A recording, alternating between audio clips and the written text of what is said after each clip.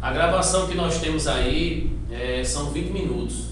Todas as gravações são 20. Ele fecha, aí depois tem que abrir de novo. Mas deixa só os 20, tá certo? Tá.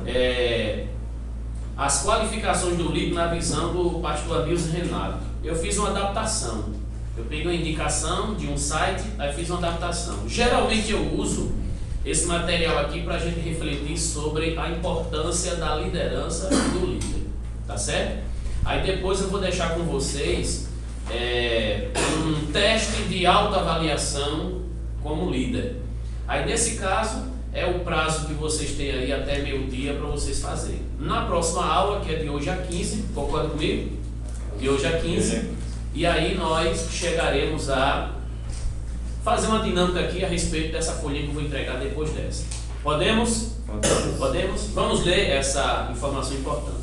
Contemplando a vida selvagem, verificamos que alguns animais vivem totalmente isolados. Não se associam nem com os outros, nem com sua própria espécie, exceto com a mãe no primeiro período da vida e com a companheira durante o cio. Cio todo mundo sabe o que é, né? O ser humano, ao contrário, é gregário. Vive em grupos. Tal associação é necessária a fim de alcançar objetivos que individualmente não seriam possíveis. Estão vendo a importância de grupo aí, não? Então nós não somos animais isolados, preocupados só com a prole, multiplicação, multiplicação e multiplicação. Nós estamos em um mundo onde nós sonhamos, temos objetivos individuais e coletivos, e é a partir daí que surge a necessidade da liderança. Vamos ver. Tal associação é necessária a fim de alcançar objetivos que individualmente não seriam possíveis. Além disso, a própria natureza humana sente necessidade do companheirismo e do amor. Aí, eis outra questão. Para atingir um objetivo é necessário parceria, trabalho em equipe. Em contrapartida, eu, como ser humano, percebo a importância disso. Vocês notam que no final do ano as pessoas que trabalham numa empresa querem fazer um amigo secreto, um negócio diferente, sair, passear, às vezes até a turma de seminário, quando conclui determinada matéria, quer fazer alguma coisa, aniversariante, um passeio, porque ter o conhecimento e conquistar determinadas coisas em grupo não é o suficiente, tem que interagir. Vocês já ouviram falar a diferença entre trabalhar junto e trabalhar unido? Já ouviram falar essa diferença? A gente pode estar junto em um ônibus, mas nem se conhecer, nem se comunicar, como acontece muito numa viagem, né? Mas nós podemos trabalhar unidos para conquistar e chegar em uma viagem e todo mundo se conhecer e ficarem vibrando e cantando o taca-taca, a musiquinha de vocês, que vocês estavam cantando aqui ainda agora, né? Que música, né? O taca-taca, né? Tudo pode acontecer. Meu Deus. Depois de haver criado Adão, Deus disse: não é bom que o homem esteja só. Quem insiste em se isolar luta contra o bom senso e torna-se infeliz. Como diz Salomão, aquele que se separa insurge-se contra a verdadeira sabedoria. Provérbios 18, 1. Contudo, viver em grupo tem também seus problemas e cria novas necessidades. O primeiro problema é a direção a ser tomada. Se você quiser marcar bem isso aí, a direção a ser tomada. Se são muitos os componentes do grupo, muitas são as cabeças e diversas as opiniões. Meu Deus, como a cada dia as opiniões, as cabeças, as ideologias, os propósitos vão se distanciando, embora estamos num contexto de igreja, por exemplo, como é o caso de vocês, num contexto de música, louvor e adoração, então se faz necessário alguém que dê a direção, que decida. Não para fazer a sua própria vontade, mas para basicamente interpretar a vontade do grupo e viabilizar sua execução. Imagina aí alguém que tem a capacidade de enxergar o que é melhor para o grupo e convencer que aquilo realmente é melhor para o grupo, e aí dá uma direção e dá os meios de como chegar lá. O líder, ele precisa ter essas ferramentas. Meu Deus. Esta é uma tarefa dura, exige sabedoria e bom senso, porque pode ser que o grupo esteja enganado quanto aos seus propósitos. Por isso, o líder precisa ter capacidade e preparação superior à média do grupo, a fim de poder conduzi-lo de modo eficaz. Outra necessidade que surge com o grupo é divisão de tarefas. Então nós temos aí direção a ser tomada e divisão de tarefas. É preciso identificar habilidades, talentos, atribuir responsabilidade, e é o líder quem orienta este processo. Guarde bem isso que está sendo dito hoje: direção a ser tomada e divisão de tarefas. Se eu tenho a habilidade de perceber o que tem que ser feito, e eu não tenho a habilidade de enxergar quem é capaz de fazer determinada atividade até que se chegue lá, eu vou colocar o fracasso tudo, porque eu coloquei em mãos erradas aquilo que deveria se fazer. Aquela história de aniversário do grupo. Tem aniversário do grupo de louvor também? Ou só mocidade, criança? Tem também, né? Aí o que é que se faz no aniversário de grupo de louvor? Canta-se. Não é? Exato. Aí você não quer colocar o camarada de sempre ou a irmã de sempre para cantar. O que é que acontece? Vamos trazer gente de fora. Nós vamos só desfrutar. Aí coloca um pregador de fora, coloca um dirigente de fora, um grupo, uma banda de fora, as músicas de fora, e tudo fica por fora.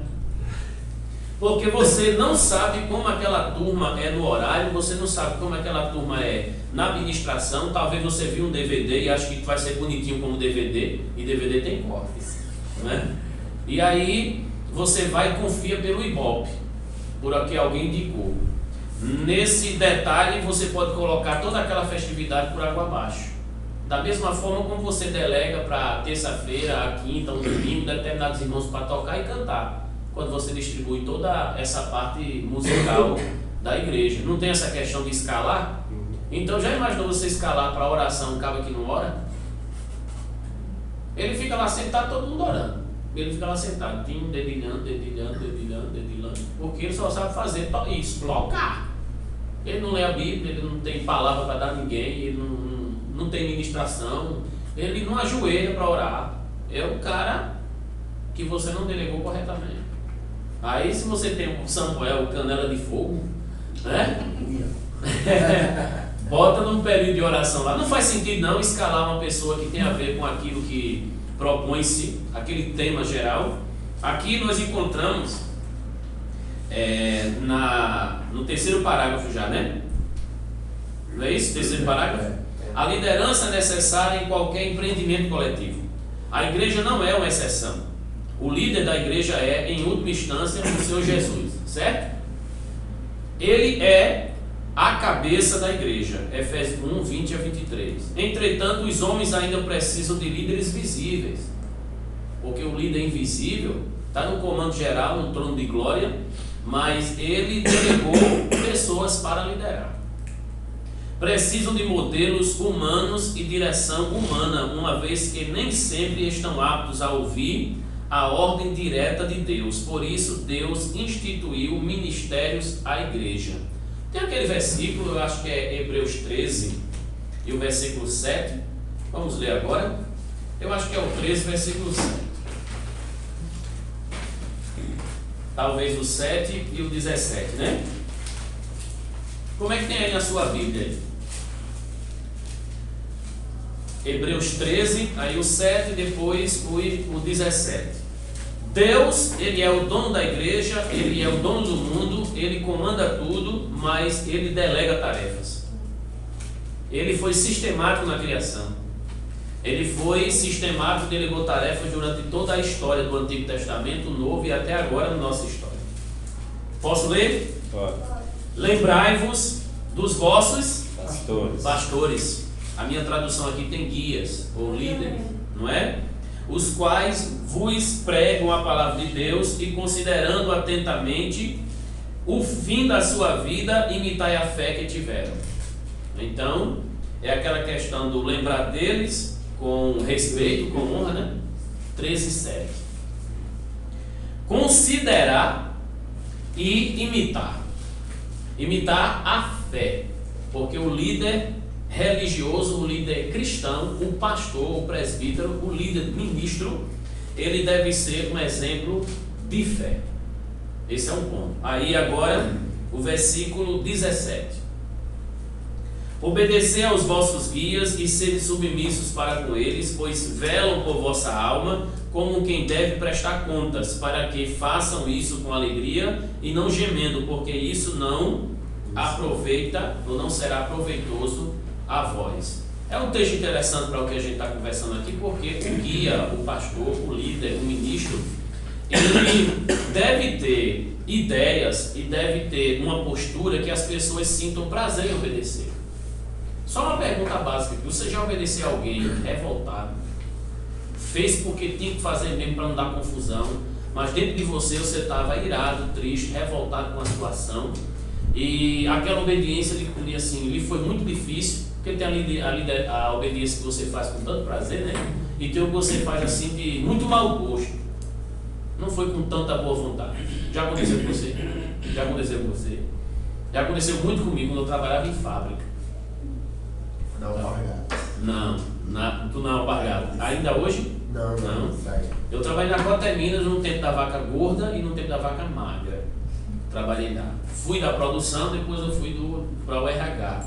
Foi uma diferença boa, mas tinha algumas coisas que eu não gostava de obedecer, como por exemplo, não vou dizer. Diga. Posso dizer? Pode.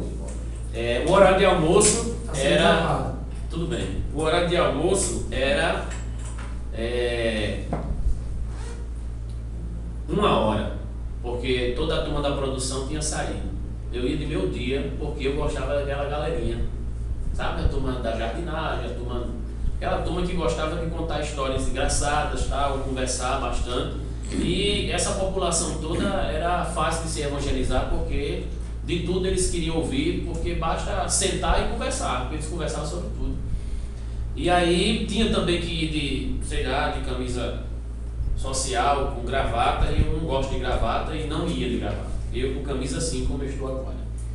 Aí eu desobedecia isso e desobedecia o horário da refeição, porque eu não queria conversar com aquela turma que come e pronto, só come e depois vai embora. Aquela turma antissocial, que é a turma da gerência, que é a turma tal, alguns ou outros que se sobressaíam.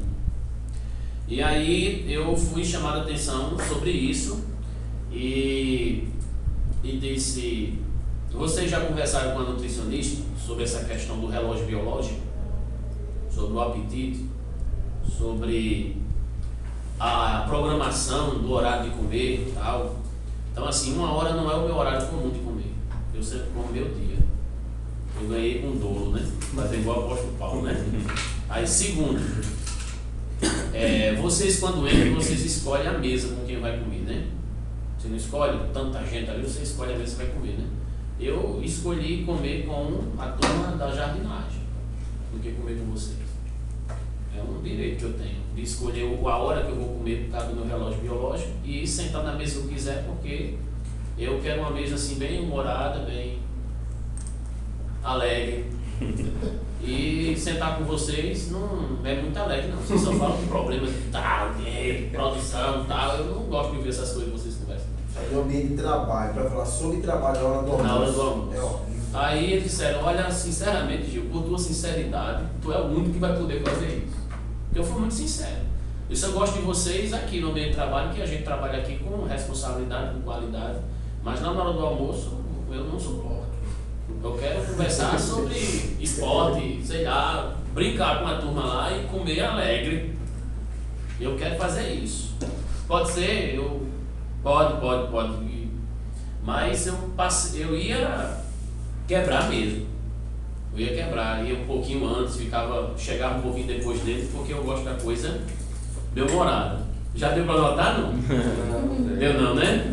Mas eu também sou chatinho, viu? E a roupa? Hein? Eles deixaram você trabalhar assim? Também deixaram.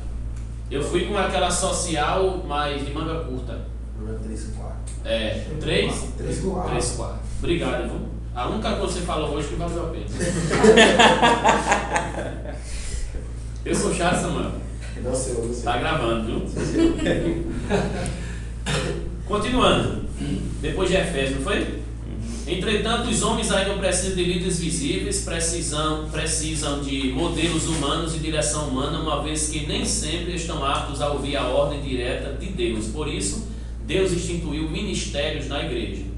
Efésios capítulo 4, do 11 diante, fala de ministérios, como também o Romanos 12.